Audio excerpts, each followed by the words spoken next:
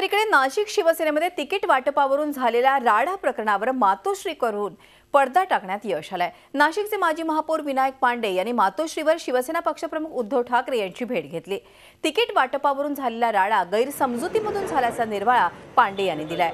भाऊजाई शिवसेनेकडून लढणार असून भाजपचा एबी फॉर्म भरला नसल्याचं स्पष्टीकरण पांडे यांच्याकडून देण्यात आलेलं आहे। राड्या प्रकरणी गुन्हा दाखल झालेल्या शिवसैनिकांचं प्रकरण निपटून घेऊ अशी सारवासारव पांडे यांनी केली आहे। तसंच अखेरपर्यंत शिवसैनिकच राहू असंही पांडे यांनी म्हटलेलं आहे। आम्ही गेल्या 36 वर्षापासून शिवसैनिक आहे। एक निष्ठावंत शिवसैनिक आणि शिवसेना प्रमुख बाळासाहेब ठाकरे हे माझं दैवत आहे। उद्धव साहेब हे माझं श्रद्धास्थान आहे।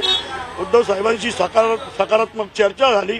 मी अजय चौधरींना पण सांगितलं होतं, साहेब माझ्या मुलाला उमेदवारी नाही मिळाली तर मी 31 प्रभागामध्ये तन मन धनाने सर्व जास्तीत जास्त शिवसेनेचे नगरसेवक कसे येईल यासाठी प्रयत्न करणार आणि नाशिक